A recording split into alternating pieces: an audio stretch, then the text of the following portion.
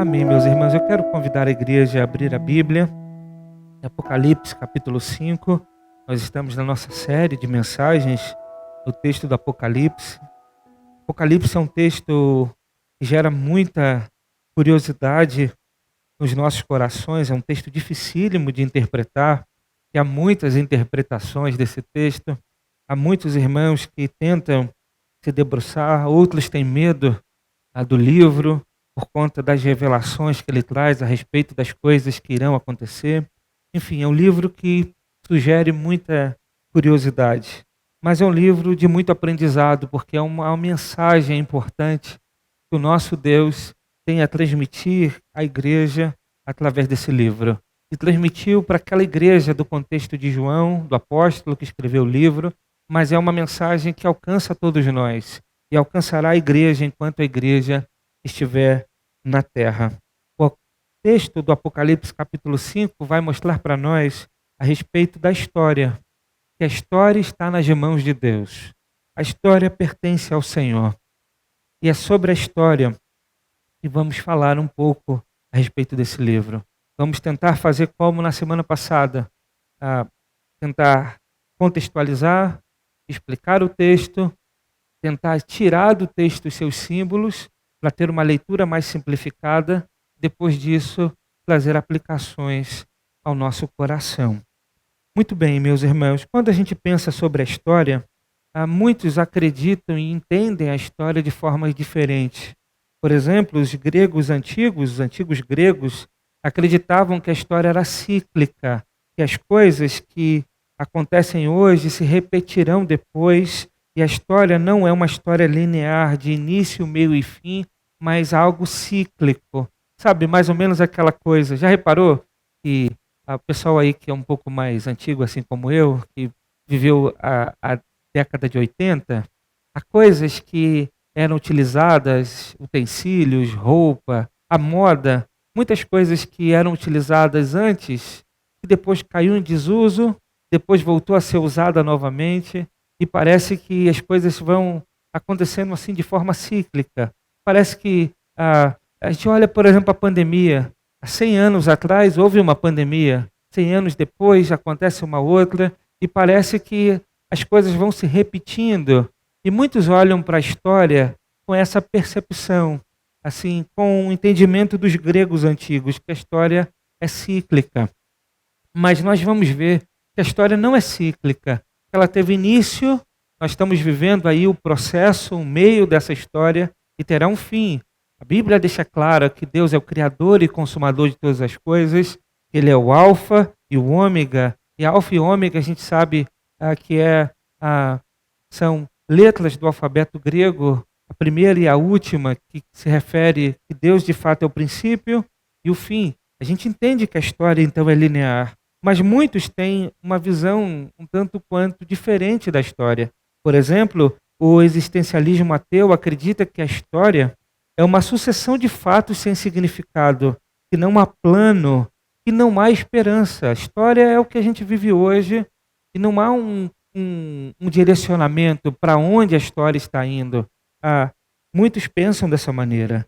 A história ela é algo que o homem constrói hoje, que ela acontece a partir das decisões que tomamos hoje, e isso vai refletir no futuro, e não há uma perspectiva, não há uma saída, não há uma revelação do que será no fim.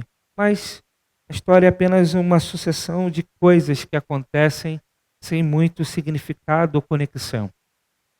Outros acreditam, por exemplo, o teísmo aberto, acredita que a história está aberta. E quem constrói a história são os homens.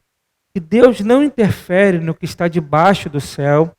Deus nem sabe o que vai acontecer na visão deles. Na verdade, Deus é, de vez em quando, surpreendido com as coisas que acontecem. É como se a história fosse escrita por Deus a partir dos homens, e os homens vão tomando as decisões, e então essa história está sendo construída, e Deus não conhece nem o que vai acontecer amanhã. Deus não sabe do futuro, porque essa história está sendo escrita pelos homens. Mas a Bíblia afirma para nós que a história está sendo escrita por Deus. A Bíblia afirma para nós é que Deus que governa e dirige a história, e Ele está levando a história para o fim conforme a sua vontade. Nós cremos nisso, porque a palavra de Deus nos diz isso. No salmo que nós lemos no início do culto, o Salmo 139, Davi vai dizer que todos os seus dias estavam escritos no livro de Deus antes mesmo que ele vivesse o seu primeiro dia. Ou seja, na mentalidade bíblica, a vida, a história está nas mãos de Deus. É Deus que escreveu a história. Muito bem, meus irmãos, nós vamos ver que no contexto aqui do Apocalipse, da escrita do Apocalipse, parecia que a história não estava nas mãos de Deus. Parecia que a história estava nas mãos daqueles que estavam no trono, não no trono celestial, mas no trono humano. Parecia que quem cuidava da história naquele contexto era o Império Romano. Parecia que eram esses homens poderosos que dominavam sobre a vida de outros e que conduziam a história da humanidade. Para a igreja, então, do período do Apocalipse, era terrível isso, porque muitos foram martirizados, perseguidos e perderam as suas vidas porque foram fiéis a Cristo, fiéis a Deus por conta da perseguição, e muitos estavam um tanto quanto desanimados em crer numa expectativa de uma história que terminaria gloriosa, que terminaria feliz, já que muitos tinham perdido as suas vidas, já que muitos tiveram propriedades e bens saqueados, já que muitos perderam a perspectiva de uma vida melhor. Então, no contexto de João, entender que a história está nas mãos de Deus faz muito sentido. Entender que Deus reina e governa sobre todas as coisas traz uma mensagem de consolo e uma mensagem transformadora para a igreja daquela época. Mas também precisa trazer ao nosso coração. Esse contexto de João pode ser perfeitamente o nosso contexto hoje. Porque hoje também vivemos num momento difícil. Hoje também vivemos num momento em que muitos perderam a esperança. Hoje vivemos num momento que parece que não tem saída. Embora olhemos para o cenário mundial e talvez aqui e ali já há notícias de coisas positivas, coisas boas acontecendo no que diz respeito à pandemia, o nosso cenário aqui é um cenário um tanto quanto nebuloso. Nós não sabemos quando iremos sair dessa situação. A gente tem o otimismo de ver a vacina chegando, né, para a população, mas daqui a pouco acaba a vacina, aí não tem para todo mundo, daqui a pouco chega de novo, e aí é uma guerra em termos de política e uma série de questões que envolvem a nossa vida e que tiram a esperança de uma solução para o problema. Nós vivemos num cenário muito complicado também. E esse texto é muito relevante, então, para nós. Então, para que a gente compreenda essa mensagem e essa mensagem alcance o nosso coração e nos dê esperança, é importante a gente tentar compreender o que Deus quer nos ensinar nesse capítulo. Então, quero propor aos irmãos a olhar de uma forma um tanto quanto cautelosa para os versos, para a gente tentar compreender a mensagem desse capítulo. O verso 1 do Apocalipse 5 diz assim: Então vi na mão direita daquele que está sentado no trono um livro em forma de rolo, escrito de ambos os lados e selado com 7 selos. João, quando está na ilha de Patmos, depois de Cristo revelar a João que ele conhecia a igreja e mandar as mensagens para as igrejas da Ásia, Cristo chama João a ver as coisas a partir do céu. Há uma porta que se abre no céu. E quando João, então, em espírito, tem a visão do céu, ele vê Deus sentado no trono. Nós vimos isso na semana passada. E agora, a visão, ela continua. João está com esse cenário. Deus sentado no trono, ele vê a igreja gloriosa, os querubins ali dando adoração a Deus. E nessa cena que João está vendo, ele vai ver agora um livro na mão direita de Deus. Quando o texto se refere na mão daquele que está sentado no trono, o texto está dizendo que há um livro. João está vendo um livro na mão direita de Deus. E esse livro, ele está selado com 7 selos, diz o livro. Ele está escrito, né? Em ambos os lados está selado com 7 selos. Essa é uma indicação de que o livro está lacrado. E a gente vai ver isso no contexto. O livro é algo que ninguém tem acesso. É algo que ninguém consegue abrir. É algo que ninguém consegue ver o que está escrito dentro. O livro está lacrado. João está vendo um livro lacrado nas mãos de Deus. Veja, João então está com essa cena na mente, um livro lacrado e selado. E aqui a gente pode começar a pensar que se o livro de fato é o livro da história da humanidade, a gente começa a entender que esse livro está nas mãos de Deus. O livro está nas mãos de Deus. Se o livro está lacrado, significa que ninguém tem acesso a esse livro. E João vai mostrar isso para nós. Veja o verso 2 a 4, o texto diz assim: vi um anjo poderoso proclamando em alta voz: quem é digno de romper os selos e de abrir o livro? O anjo faz uma pergunta. E a resposta: mas não havia ninguém, nem no céu, nem na terra, nem debaixo da terra, que podia abrir o livro ou sequer olhar para ele. O texto vai dizer então que João, quando ouve a pergunta e recebe a resposta, ele chora. Ele começa a chorar e o seu choro é copioso, ele chora muito. E por que ele chora muito? Porque não se encontrou ninguém que fosse digno de abrir o livro, de olhar para ele. O que João estava precisando naquele momento é saber como é que a história ia acabar, como é que aquela realidade que ele estava vivendo, que ele estava inserido, terminaria. João queria saber como é que as coisas caminhariam.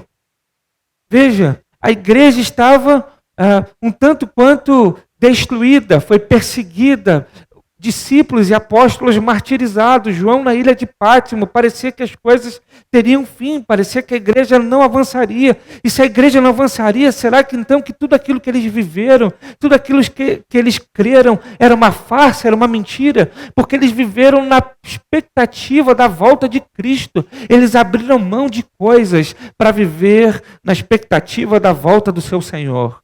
Então, se a história da igreja terminasse ali, aquilo seria uma farsa? Será que a história deles, a vida deles foi uma grande mentira? Isso traz certamente angústia ao coração do velho apóstolo João, que estava na ilha de Pátimo. E ele começa a chorar, e ele chora copiosamente, porque ele queria saber o que estava escrito naquele livro. A resposta que ninguém é capaz de ler, que ninguém é capaz de abrir, nem no céu, nem na terra, nem debaixo da terra, mostra para nós que ninguém tem esse poder. No céu, por exemplo, nem Miguel, Gabriel, serafins, querubins, anjos, ou quem sabe os remidos da antiga aliança, homens que estão na galeria dos heróis da fé, Abraão, Moisés, Elias, Paulo, Pedro, Maria. Mas o texto diz que ninguém é capaz. Ninguém que está no céu é capaz. Ninguém que está na terra é capaz. Nenhum homem, por mais poderoso, influente, pode decifrar o sentido da história. Nem debaixo da terra, nem o diabo, nem os demônios, nem os espíritos atormentados podem revelar o que está escrito nesse livro. Pode revelar a mim, a você, o sentido da história e da vida. João então vê um livro nas mãos de Deus, um livro lacrado, e ninguém tem acesso. Ele começa a chorar angustiado. Imagina você. Imagina como seria desesperador. Isso me faz refletir como é que alguém pode ser ateu. Eu fico pensando, como é que alguém pode ser ateu? Como é que alguém pode viver num mundo de tanta aflição, de tanta angústia, sem uma expectativa e uma esperança futura? Eu fico imaginando como louco e irracional é isso. Como é viver uma vida achando que a gente é apenas uma matéria. Eu fico me imaginando como deve ser triste e terrível uma vida assim. João então chora. Imagina a dor de João. Seria a nossa dor se nós não tivéssemos uma esperança futura. Se nós não conhecêssemos que há um novo céu e uma nova terra esperando para nós. Se nós não entendêssemos que a história está nas mãos de Deus e que Deus no final vencerá e a igreja vence juntamente com Deus. João então chora porque ninguém era digno de abrir o livro. Mas há uma boa notícia aqui. O texto vai continuar e vai dizer para nós que alguém dá uma boa notícia. Uma boa notícia que é capaz de enxugar toda lágrima, que é capaz de devolver a esperança ao coração do apóstolo, é capaz de devolver a esperança daqueles que não têm esperança. E a notícia é dada no verso 5.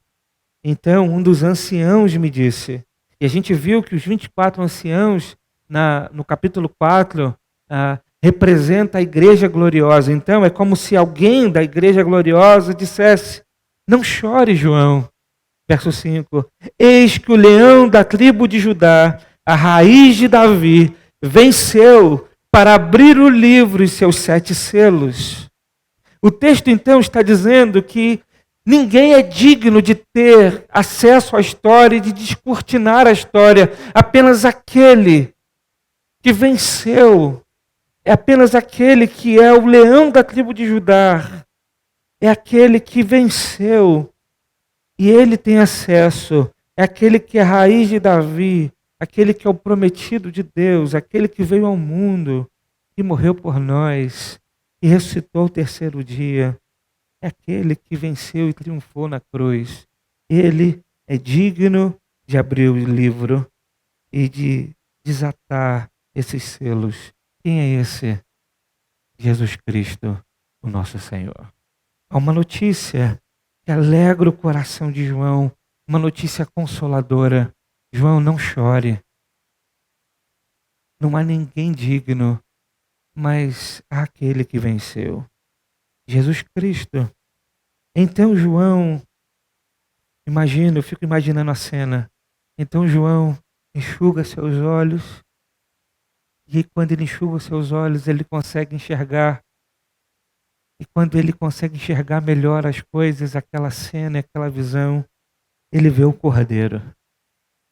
E o texto vai dizer, então viu o cordeiro que parecia estar morto, de pé, no centro do trono, cercado pelos 4 seres viventes e pelos anciãos.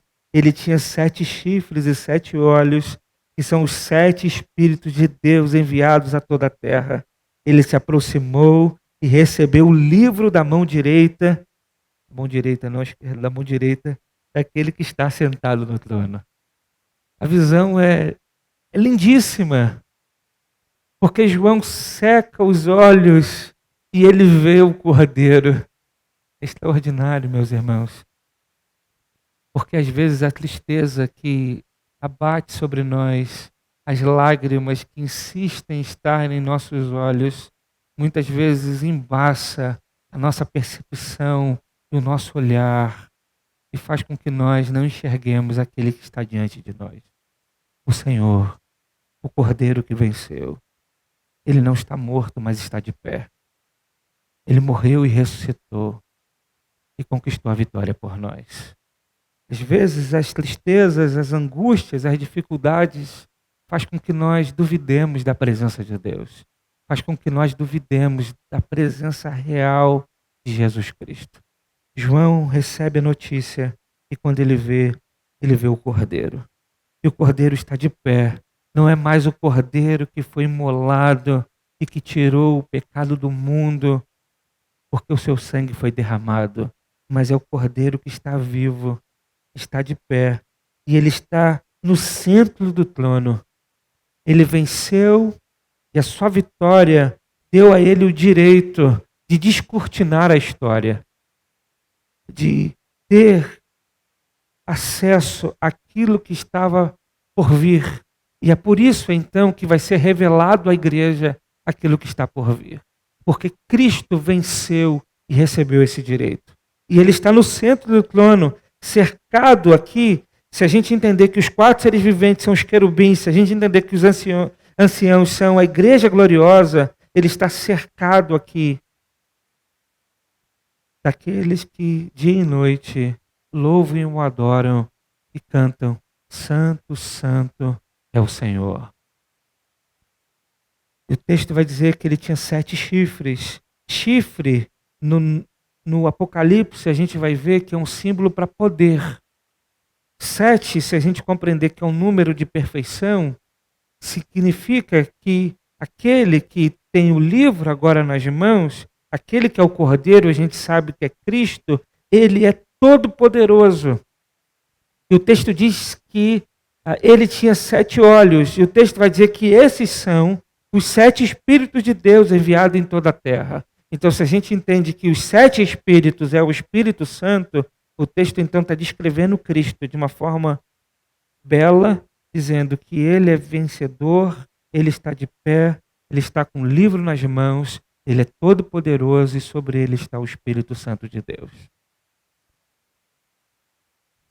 O texto diz então que ele pegou o livro da mão direita de Deus Pai, e quando isso aconteceu, os querubins representados pelos 4 seres viventes, a igreja representada pelos 24 anciãos, se prostraram e o adoraram. E aí o verso 8 e verso 10 vai dizer: ao recebê-lo, os 4 seres viventes e os 24 anciãos prostraram-se diante do Cordeiro, cada um deles uma harpa e taças de ouro cheias de incenso, que são as orações dos santos. E eles cantavam um cântico novo: Tu és digno de receber o livro e de abrir os seus selos, pois foi morto e com teu sangue compraste para Deus homens de toda tribo, língua, povo e nação. Tu os constituíste reino e sacerdotes para o nosso Deus, e eles reinarão sobre a terra. Veja, então, na visão que João tem, ele vê os seres que ali estão no céu, adorando o Cordeiro, adorando a Cristo. E aqui um símbolo de música, né? Harpa. A harpa era tocada, aqui é um símbolo de oração, taças de ouro cheias de incenso. E o texto diz que são as orações dos santos. Isso era entregue então ao Cordeiro e eles cantavam um cântico novo. E aqui eu quero parar um pouquinho só para pensar com os irmãos pelo menos 2 coisas. A primeira, eles estavam apresentando diante do Cordeiro a oração dos santos. Isso é algo importante para a gente pensar. Por quê? É uma demonstração clara que as nossas orações chegam ao trono de Deus. E aquele que tem a história em suas mãos. Nossas orações não são palavras ao vento, não são meditações apenas para acalmar a alma e trazer a paz ao espírito. As nossas orações são cheiro suave que chega até a presença de Deus. Quando oramos, estamos falando com uma pessoa, e não é qualquer pessoa. Nós estamos falando com o Deus que está sentado no trono e com o Cordeiro que é digno de desatar os selos que tem a história em suas mãos. Nós estamos orando e conversando com Deus dos deuses, com o Senhor dos senhores. Aqui é um ponto interessante a gente pensar, que o texto está dizendo que a igreja gloriosa está entregando a oração. Isso não significa, e talvez alguns interpretem dessa forma, que nós devemos orar para os santos que estão no céu, para que eles sejam uma espécie de mediador ou intermediário para entregar as nossas orações a Deus. Aqui é um símbolo. Nós não devemos entender isso de forma literal. É um símbolo para compreender que a oração daqueles que estão na terra estão chegando no céu, estão chegando diante do trono de Deus. Portanto, nós devemos ter cuidado e não fazer teologia em cima de símbolos do Apocalipse. Muito bem, a segunda coisa importante é, eles louvam com a mensagem do Evangelho. Esse é um ponto também belo do texto. Eles louvam a Deus com a mensagem do Evangelho, com as boas novas. O cântico apresentado diante do Cordeiro não era uma música para agradar os homens. Eles cantaram um cântico novo, mas longe dos nossos cânticos contemporâneos vazios de teologia, vazia, sem significado bíblico, o cântico novo era a adoração que apresentava o Cordeiro e a sua missão de resgatar toda a tribo, língua e nação, os homens que ele comprou para si com seu próprio sangue. O texto mostra que eles adoram a Deus com o Evangelho. Isso é lindo demais. E o texto, então, aqui ainda vai trazer ainda duas informações importantes. Ele vai dizer que Deus nos constituiu reino e sacerdotes. Isso significa que reinamos com Cristo espiritualmente, pois estamos assentados com Ele nos lugares celestiais e reinaremos com Ele plenamente na sua segunda vinda. E como sacerdotes, agora temos livre acesso à presença do Pai por intermédio de Cristo, Jesus, o Cordeiro que nos comprou com seu sangue. Portanto, Deus nos constituiu reino e sacerdotes. Olha a nossa responsabilidade. Consegue entender a responsabilidade daquele que foi comprado com o sangue de Cristo? Muito bem, eu e você, nós somos o reino de Deus. Nós reinamos espiritualmente com Cristo. Somos nós que representamos o reino de Cristo na terra. Ele reina em nós e através de nós. Mas o texto ainda diz que nós fomos feitos sacerdotes, no sentido em que o sacerdote era aquele que tinha acesso ao lugar santíssimo. E ele tinha acesso para levar diante de Deus, diante da arca da aliança, o sangue do Cordeiro, para que Deus se manifestasse propício ao ser humano. Só que agora nós chegamos ao lugar santíssimo, não por sangue de bodes e de animais, mas chegamos ao lugar santíssimo pelo sangue de Jesus Cristo. Muito bem, enquanto João então ouviu o cântico novo, o texto vai dizer que ele olhou e ouviu também a voz de muitos anjos, milhares de milhares, milhões de milhões. Eles rodeavam o trono, bem como os seres viventes e os anciãos, e cantavam em alta voz: digno é o Cordeiro que foi morto de receber poder, riqueza, sabedoria, força, honra, glória e louvor. Depois ouvi todas as criaturas existentes no céu, na terra, debaixo da terra e no mar, e tudo que neles há, que diziam: aquele que está sentado no trono é o Cordeiro, seja o louvor, a honra e a glória e o poder para todo sempre. Os quatro seres viventes disseram: amém. E os anciãos prostraram-se e o adoraram. João então vê um culto sendo feito a Deus, um culto nessa visão sendo realizado por anjos, milhares de anjos, por aqueles que estavam no céu, por toda a criação. Tudo o que o texto quer mostrar para nós é que tudo que foi feito, tudo que existe, tudo que há, tudo que é criado por Deus, se prostrará em louvor, adoração e glória ao Cordeiro. O que o texto mostra para nós, então, é que toda a criação foi criada para o louvor e a glória de Cristo. Tudo que existe, eu e você, fomos feitos e criados para a glória do Cordeiro. Qual o sentido da vida nossa? Viver em culto a Deus. Qual é a razão da nossa vida? Viver em culto a Deus. Qual é a razão da nossa vida? Viver em adoração ao Senhor. Tudo que há precisa se voltar em louvor a Deus. E quando nós não compreendemos isso, que toda a nossa vida precisa ser em adoração a Deus, quando entregamos parte da nossa vida em adoração a Deus, significa que a outra parte está sendo entregue a outro que não é digno de receber adoração. Muito bem, João então vê um culto sendo realizado a Deus e ao Cordeiro. Vamos tentar ler o capítulo de forma simplificada, antes de fazer algumas aplicações. O texto ficaria assim: então vi na mão direita de Deus um livro em forma de rolo, escrito de ambos os lados, que estava lacrado. Vi um anjo poderoso proclamando em alta voz: Quem é digno de romper os selos e de abrir o livro? Mas não havia ninguém, nem no céu, nem na terra, nem debaixo da terra, que podia abrir o livro ou sequer olhar para ele. Eu chorava muito, porque não se encontrou ninguém que fosse digno de abrir o livro e de olhar para ele. Então um dos irmãos na glória me disse: Não chore, eis que Jesus venceu para abrir o livro e os seus 7 selos. Então vi Cristo, cercado pelos 4 querubins e a igreja gloriosa. Ele era todo-poderoso e estava sobre ele o Espírito Santo que foi enviado a toda a terra.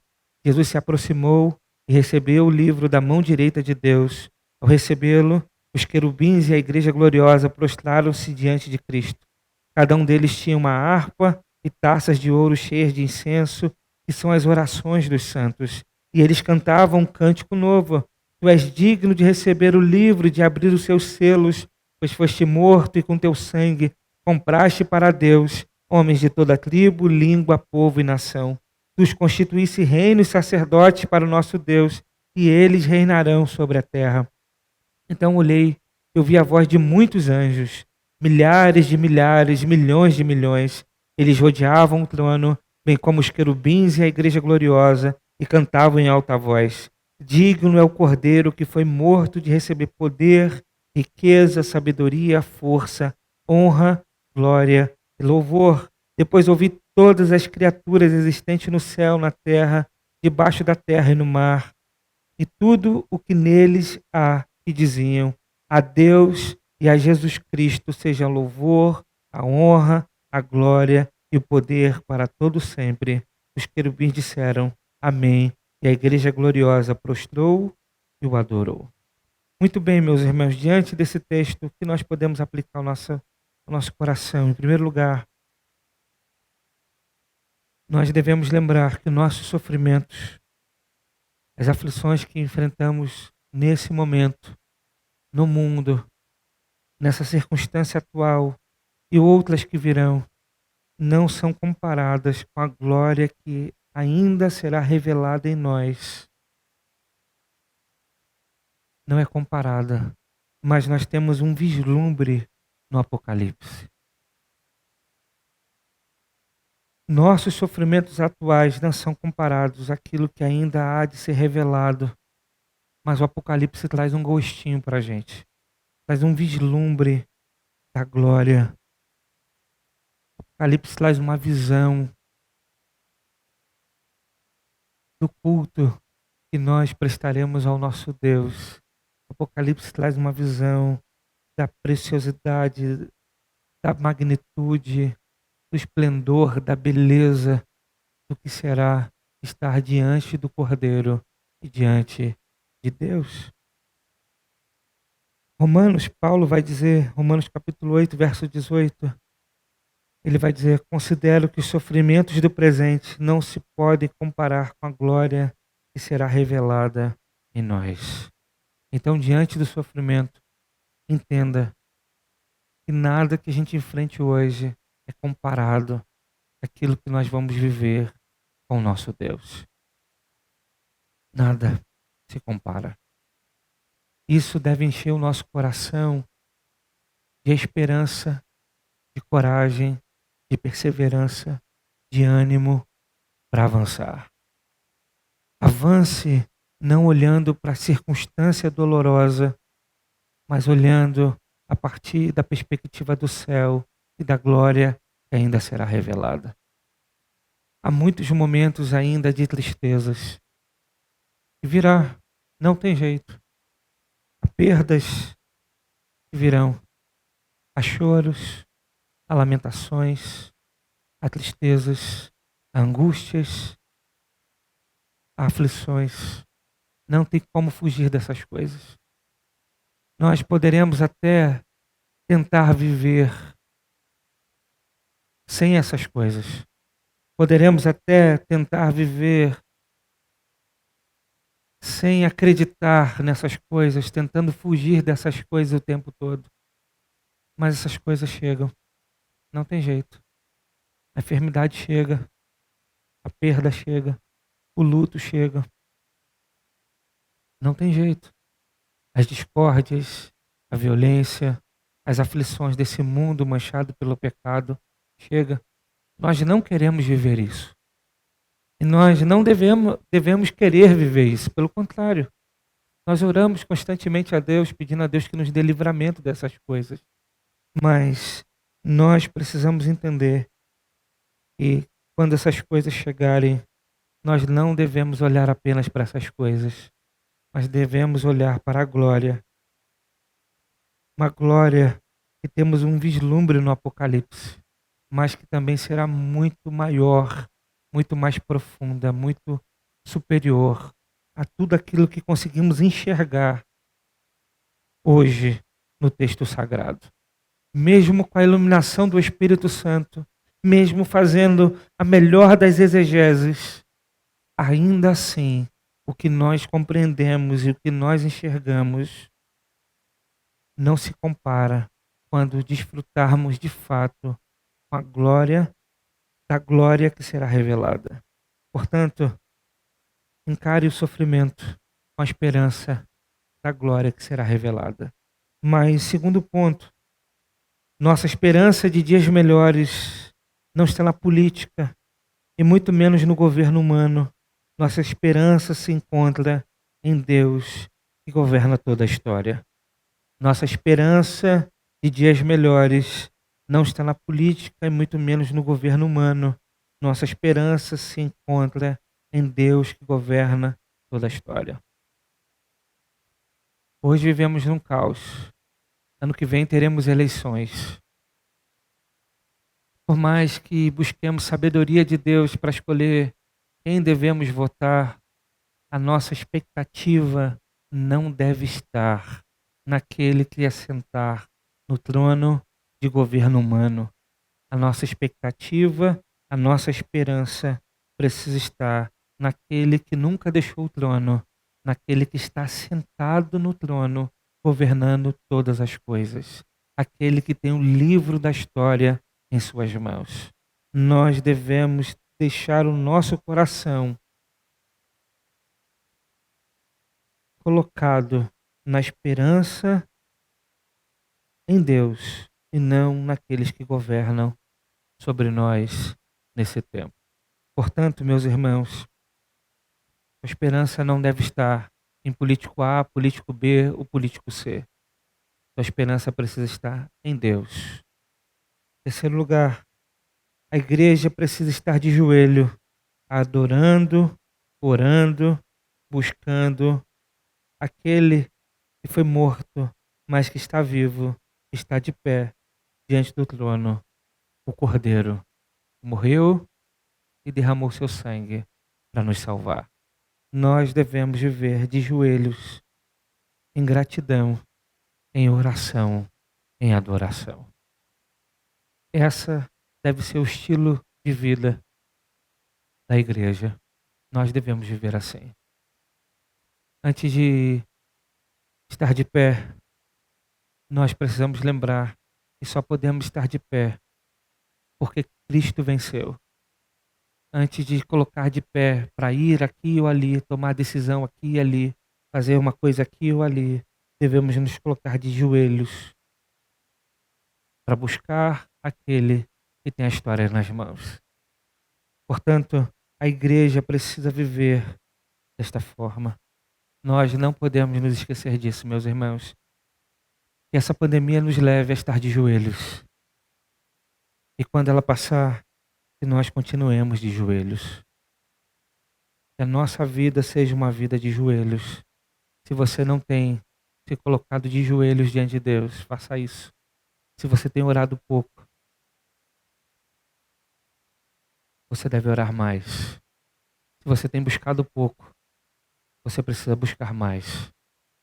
Você deve viver em oração. Não pense que os seus principais problemas serão resolvidos a partir da sua força. Há problemas nossos que nós não sabemos como resolver. O que nós devemos fazer apenas é orar. Porque o Deus que governa sobre todas as coisas é o mesmo Deus que intervém na história e na nossa vida. E nós devemos crer nisso. Por isso, ore a Deus. Busque a Deus e viva de joelho, orando e adorando. E por último, lembre-se sempre que Jesus Cristo venceu. Jesus Cristo venceu. E nele somos mais que vencedores. Paulo vai dizer isso em Romanos 8, 31 a 39. Ele diz: portanto, o que poderemos dizer diante dessas coisas? Se Deus é por nós, quem será contra nós? Aquele que não poupou nem o próprio filho, mas pelo contrário o entregou por nós, por todos nós, como não nos dará também com ele todas as coisas? Quem trará alguma acusação contra os escolhidos de Deus? É Deus quem os justifica. Quem os condenará?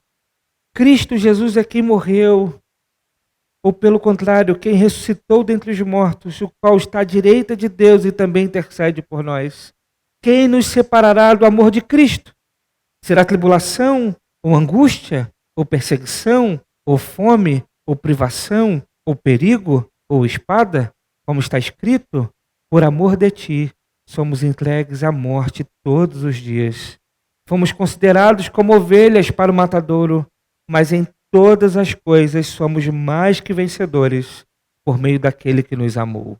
Pois tenho certeza de que nem morte, nem vida, nem anjos, nem autoridades celestiais, nem coisas do presente nem do futuro, nem poderes nem altura, nem profundidade, nem qualquer outra criatura poderá nos separar do amor de Deus que está em Cristo Jesus, nosso Senhor. Que Deus nos abençoe. Amém?